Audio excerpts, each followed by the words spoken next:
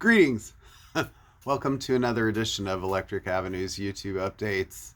Thanks for joining me. Well, we're on episode 152, I believe, and this is new releases for September 22nd, 2023, better known as 2023. So, got some new release stuff to show you today. Um, as every week, last week was a pretty big week. The week before was a huge week. Next week is a really big week. So September is things a brewing. October is looking to be pretty big too, especially towards the end. So just be ready because it's going to be a fall to remember, I think. Anyway, okay. Well, I'm just going to jump in and start with today's new stuff. So, the first big new release of the week, I kind of start usually with box setty type things, is The Replacements. This is Tim, and it's the Let It Bleed edition. And I love how the cover is altered a little bit. It says, What a mess! What a mess. Limited, it's a limited edition set, 1 LP, 4 CDs. I know some people don't like it when they do combo packs like this. It's a way of getting all the bonus material and the vinyl together. It includes a new remix by Ed Stasium,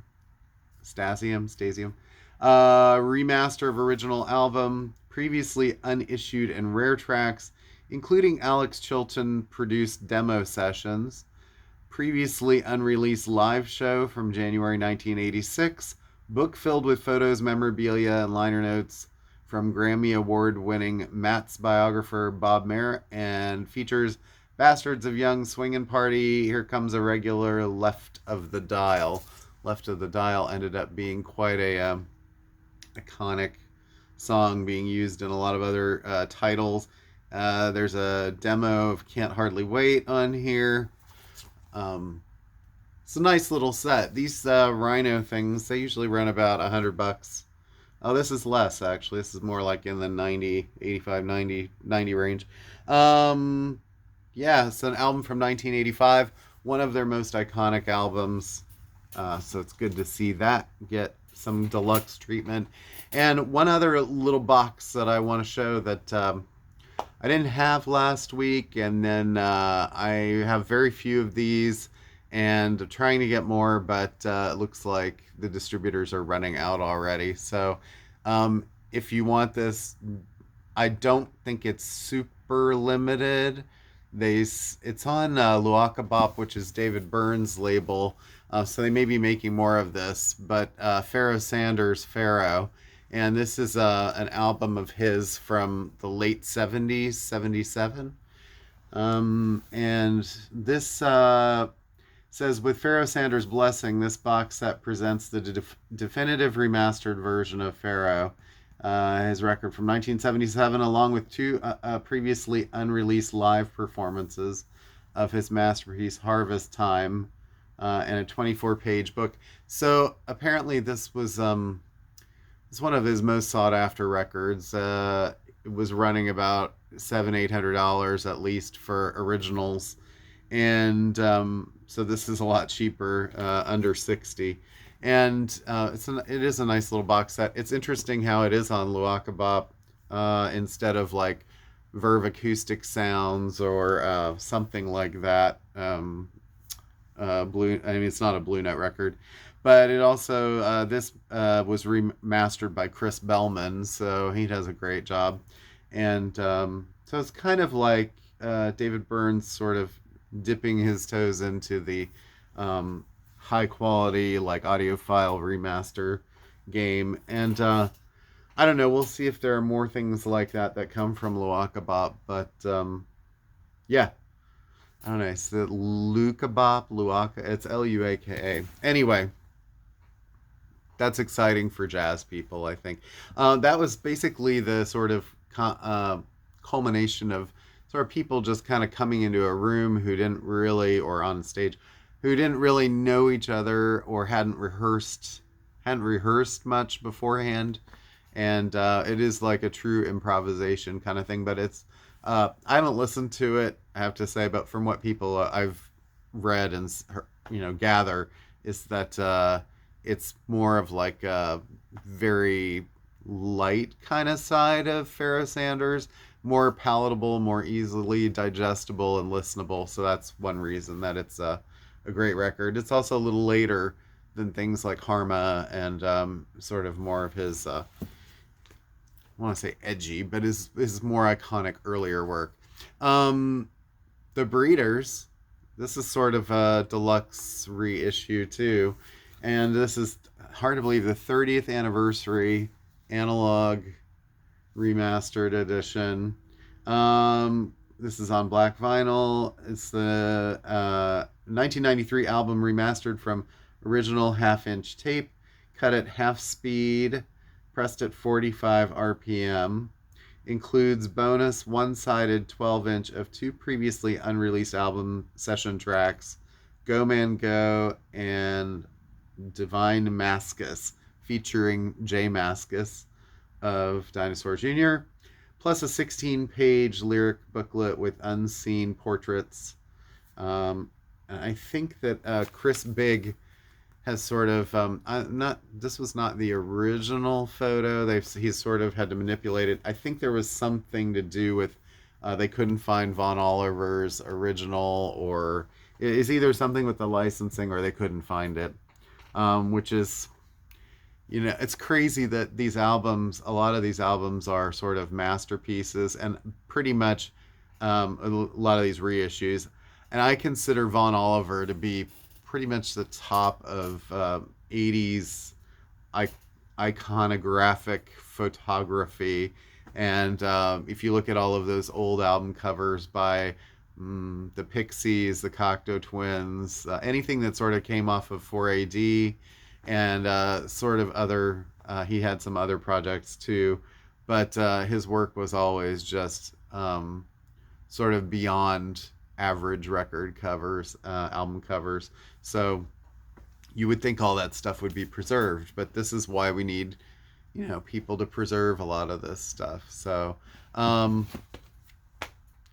Waits, Rain Dogs, finally. I mean, Rain Dogs has been available. If you were lucky enough to get an original, you might have that. If you were lucky enough to get it when it was reissued on Music on Vinyl, you might have that. But it's been 10 years almost, I think, since those were available. This is newly remastered by Tom and Kathleen Brennan, his wife. Audio sourced from original production master tape, restored album packaging, pressed on 180 gram black vinyl. So, I mean, this is Tom, probably one of his top 4 albums. It's incredible. This is the one that features Time, which is an incredible song, and Downtown Train, which ended up getting covered by Rod Stewart to a much more commercial effect.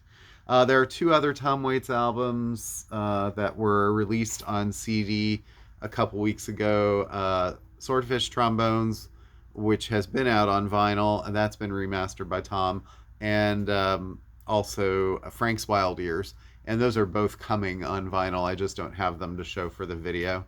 I'll show them later, but there are 3, and then early October, the 2 next Tom Waits, Bone Machine and The Black Rider. Those are very heavily sought after because they haven't been in print. I'm not sure. Probably since they came out 30 years ago or more. So, all right. A familiar face, Neil Young, Harvest Moon. I think a lot of people have this album. This is a limited edition clear vinyl 2 LP. One of Neil's best albums.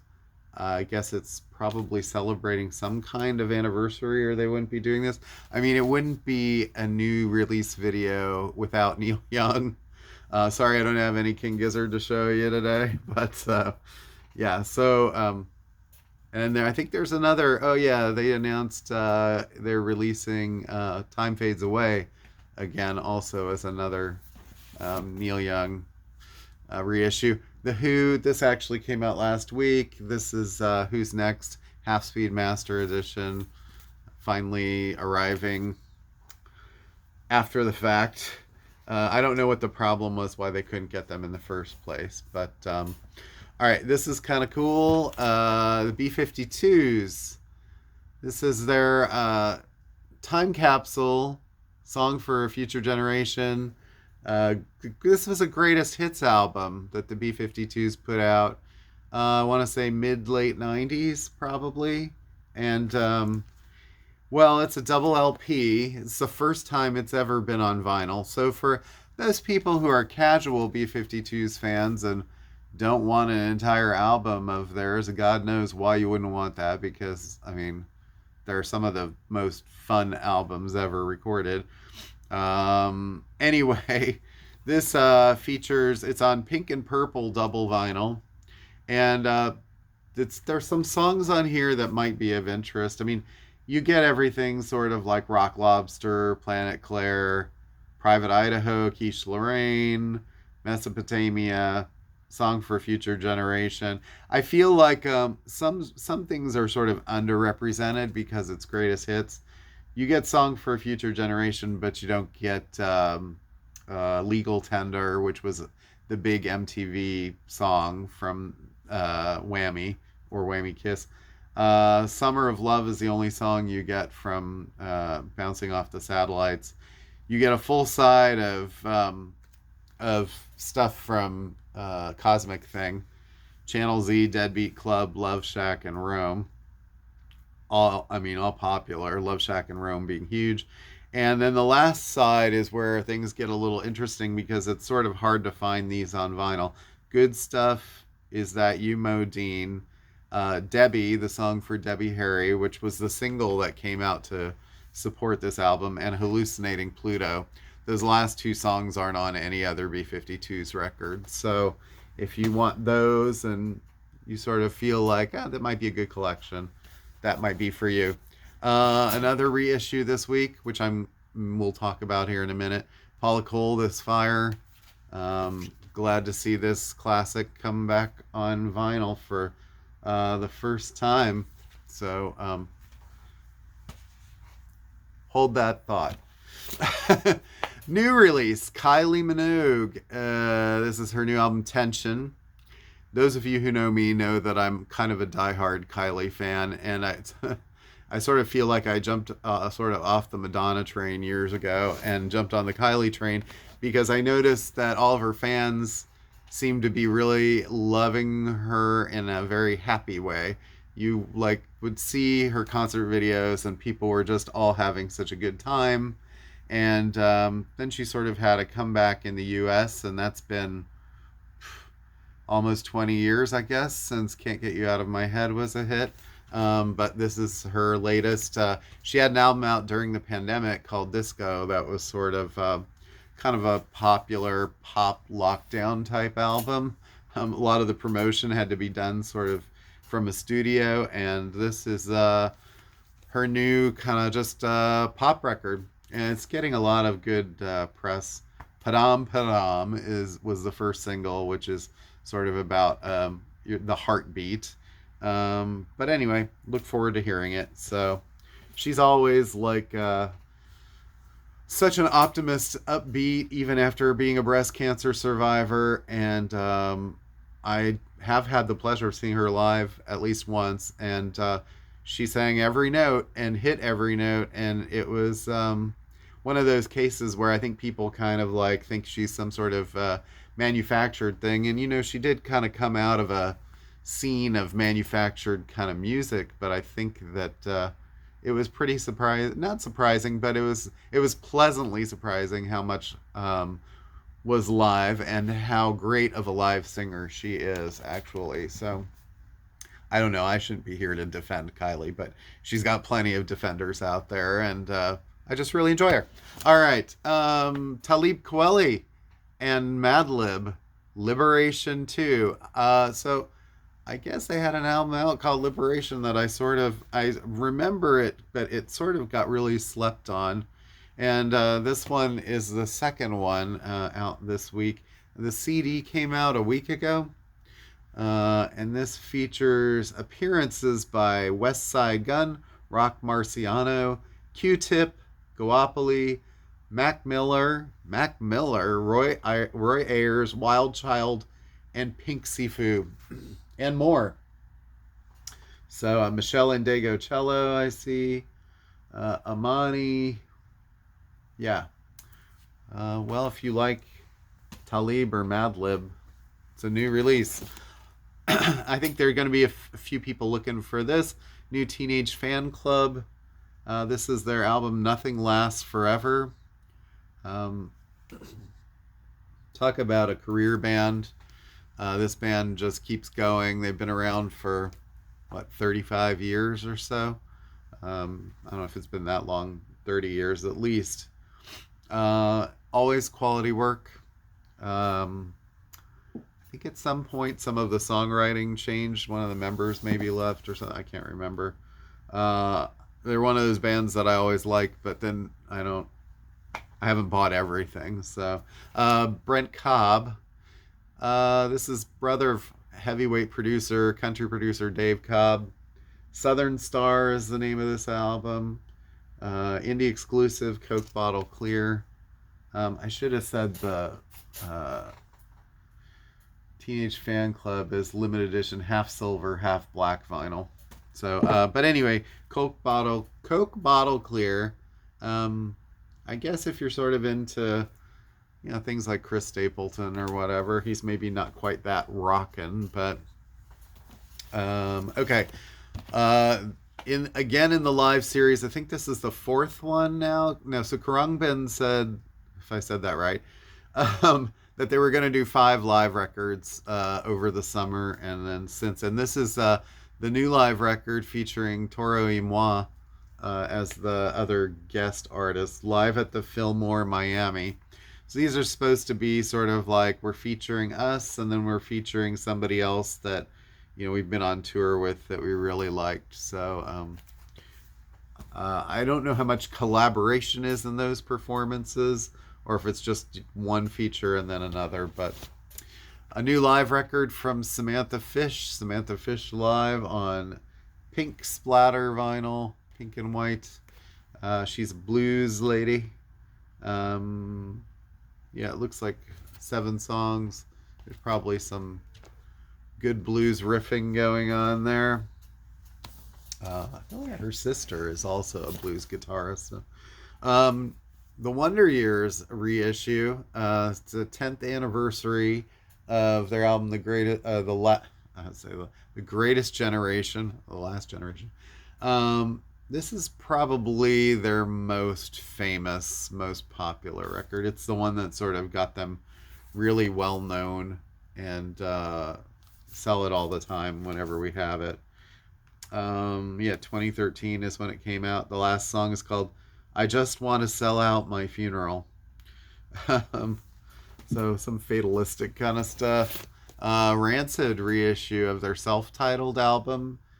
This is on limited edition color vinyl. So this is early Rancid before they got, really big.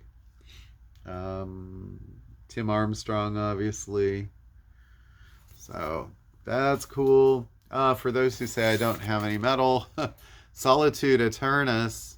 This is a music on vinyl reissue, limited edition 1500 on gold and orange marble vinyl.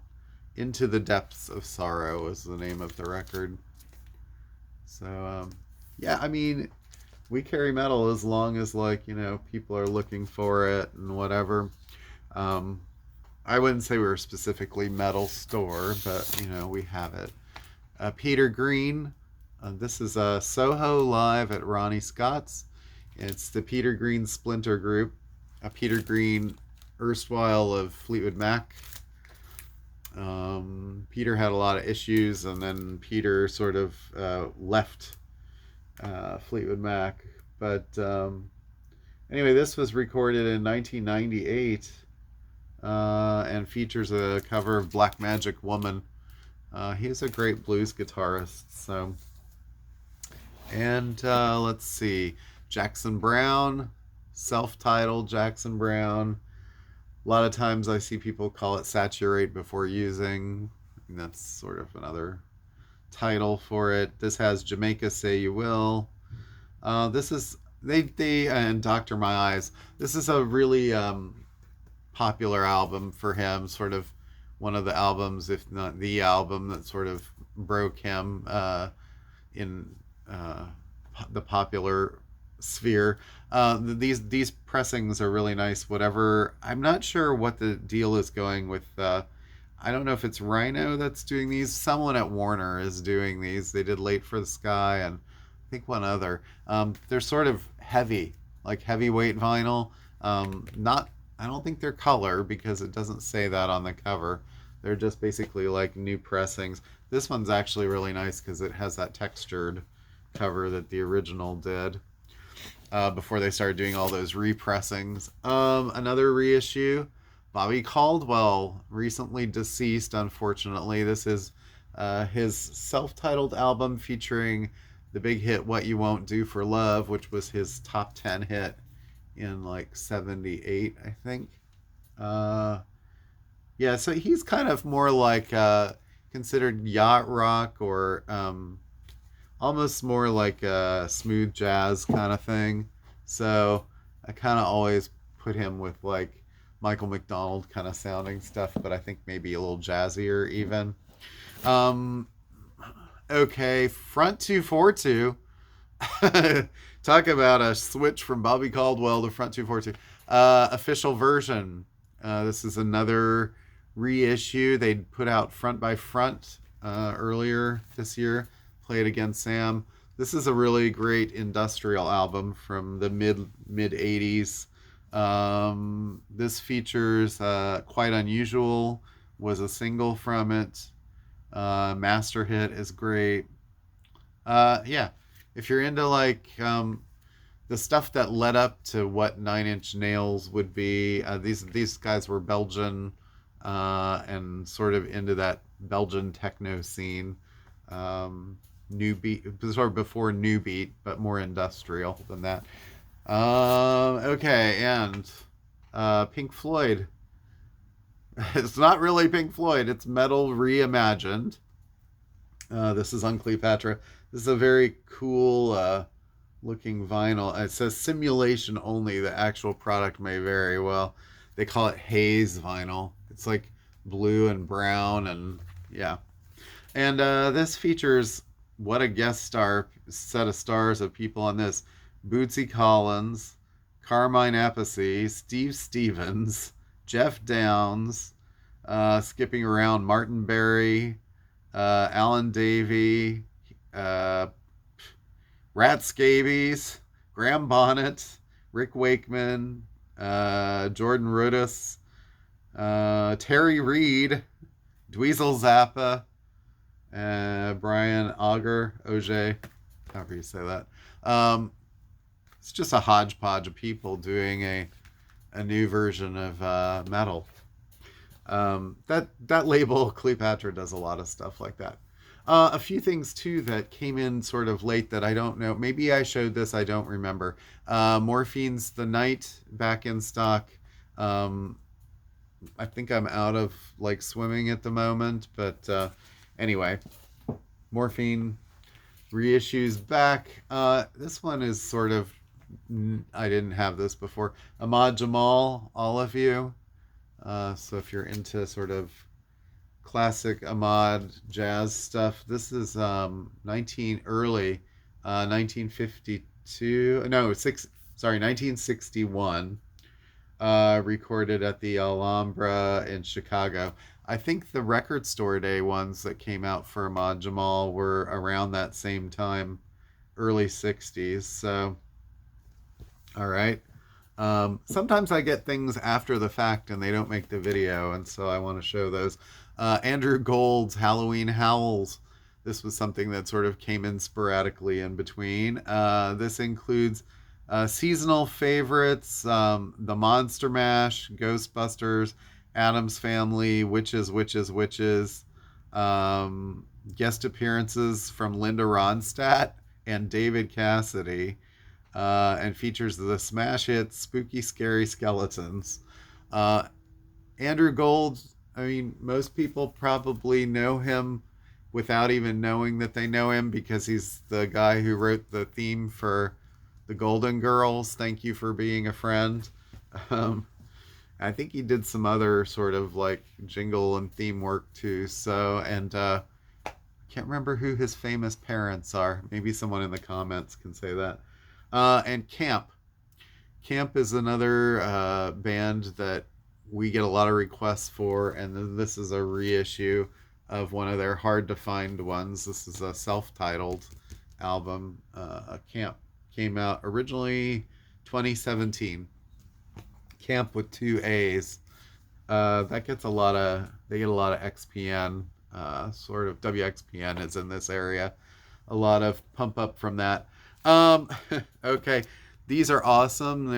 We got some 45s, 7 inches. Tommy Boy seems to be doing stuff. So Me, Myself, and I from De La Soul and The Magic Number. Those are kind of fun.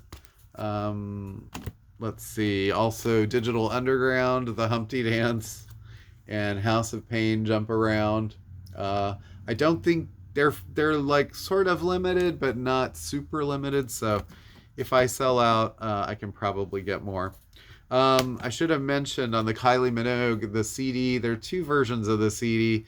This is the double CD edition, or not double, but it's the deluxe CD. It has 3 bonus tracks on it: Love Train, Just Imagine, and Somebody to Love. Well, it sounds like, are they covers? No, I don't think so. But let's see. Oh, big release this week, new Doja Cat. This is only on CD for right now.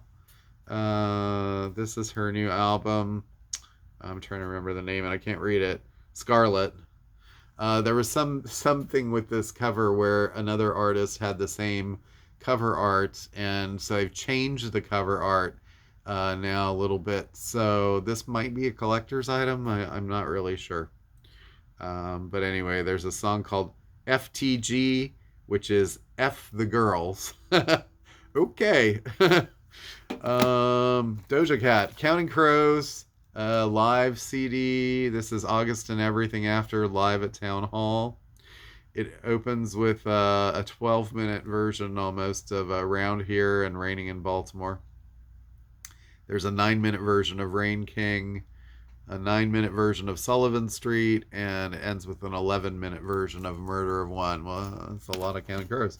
Jeff Lorber Fusion. It's kind of like jazzy stuff. This is The Drop, his new record. Yeah, Jeff Lorber's still at it in 2023. Buddy and Julie Miller. This is their new record, In the Throes. And this features Emmylou Harris and some other guests. Sort of Americana stuff. And Steven Wilson, 4.5. This is just a reissue of Steven's 4.5 CD. Recordings from Hand Cannot Erase and Raven That Refused to Sing sessions, plus a reworking of Don't Hate Me from Porcupine Tree. There's a new Steven Wilson album coming out next week. So that's sort of a precursor to that. All right. This is going to be a slightly shorter video this week, but I do want to talk a little bit about my recommend for the week. And I said hold that thought earlier, and that was because my recommend of the week is actually a new release, and it's Paula Cole's This Fire. I'm like, I guess I've been picking a lot of 90s things lately, but I saw this and it kind of hit me that, she's one of those people that when there were a lot of big female stars breaking out in the 90s, I'm talking like Sarah McLachlan, Alanis Morissette, I would probably also throw in there, Fiona Apple, Tori Amos, and she was like the fifth string in the piano females or rockin' females that came out. She basically got discovered by Peter Gabriel. She had a record out before this that was a very good album. And I remember the store that I was working in at the time. She came in and did a an in store, and we got to meet her. We were in the back room, sort of like sharing a snack veggie tray and like talking about stuff. And um, somehow the question came up. Someone asked her like, "Well, what was it like working with Peter Gabriel?" And she was like, yeah, over the moon about that mention, and said like, well, you can only imagine me like walking into the room, and at the time, you had your little like uh, landline with your voicemail, and hitting the voicemail, and it said like something like, hello Paula, this is Peter, heard your album, love it, would you like to come on tour with me? So she went out on tour as the backup singer, sort of, and did like Don't Give Up with him, sort of in the era after Sinead O'Connor kind of left, since Sinead had her own career, and which was in a rocky state at that point, I suppose. And she had her own things to deal with, and she and Peter had broken up.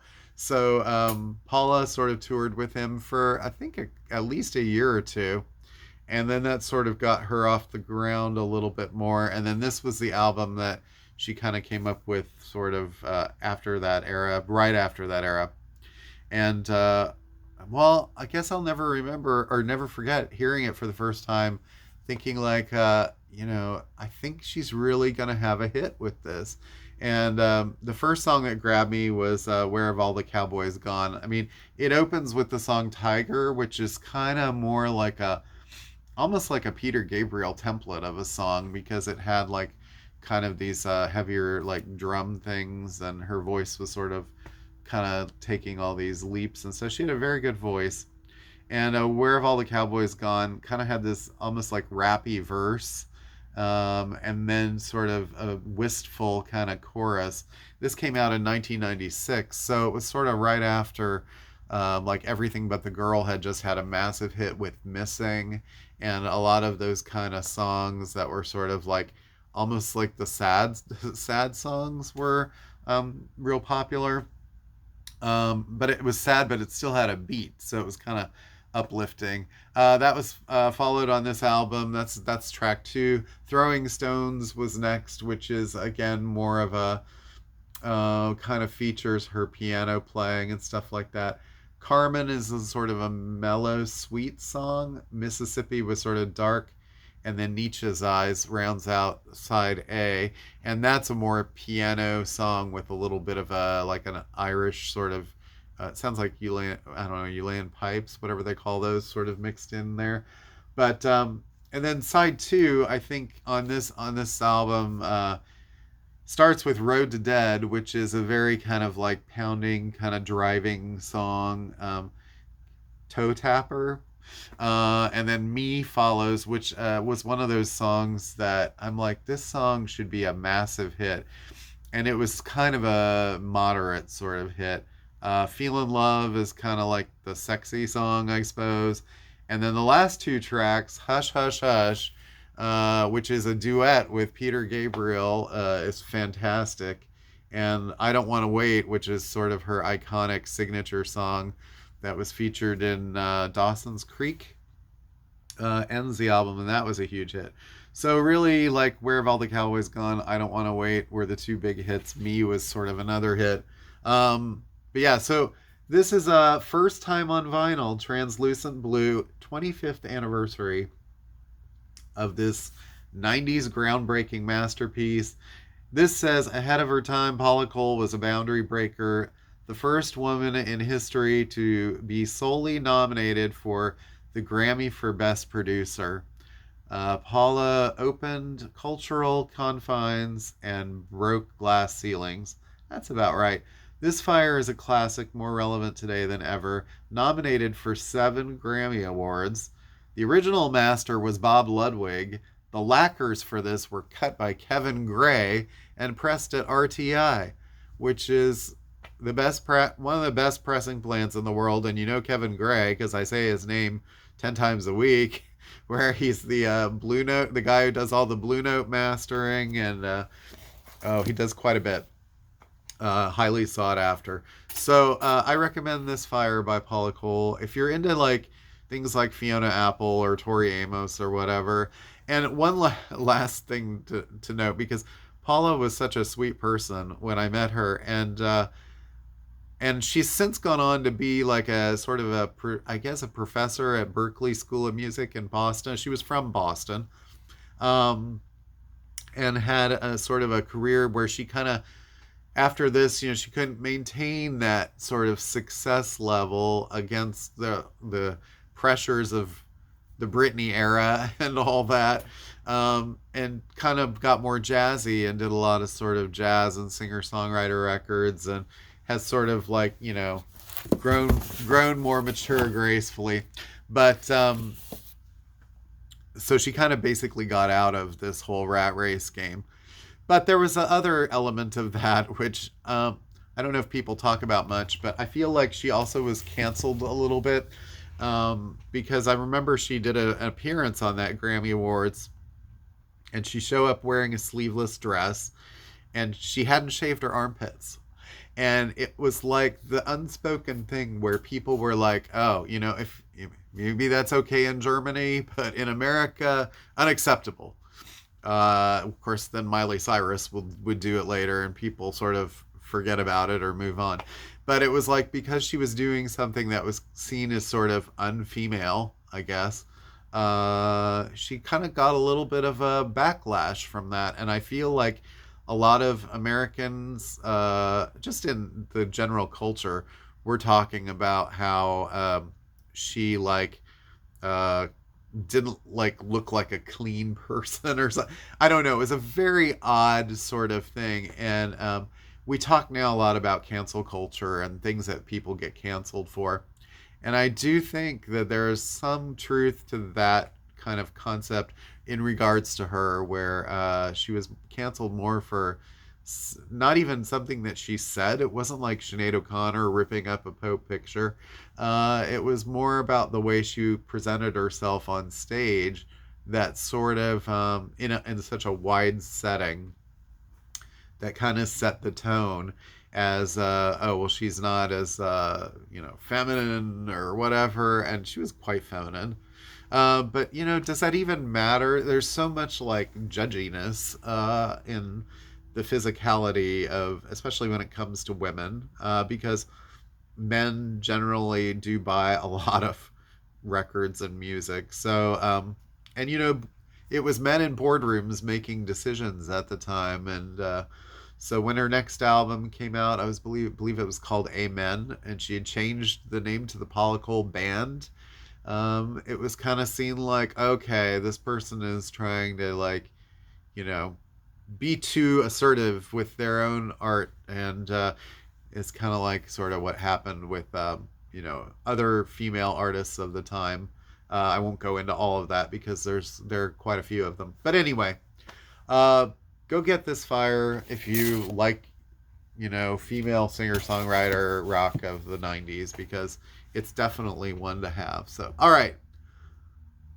That was a longer thing than I wanted it to be. Thanks for watching, guys, and I appreciate it again. Have a great weekend, and I'll see you next week, the 29th. Huge week. We have Wilco, Animal Collective, Grateful Dead, Wake of the Flood reissue, Steely Dan Asia reissue, Jason Isbell box set, Steven Wilson, KK's Priest, Green Day, Dookie box set, Ed Sheeran, Blonde Redhead, Crosby, Stills and Nash Greatest Hits. It goes on and on and on. You'll see it. All right. Thank you. Oh, and quick shout out to Sufjan Stevens, who's battling Guillain-Barré syndrome. I had a friend who had that last year. Horribly debilitating, and you need to pray for Sufjan that he gets through it okay. Required a lot of blood transfusions and a lot of effort to get better. So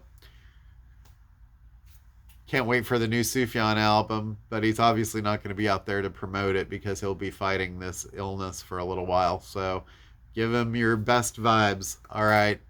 Great artist. Thank you so much. Bye-bye.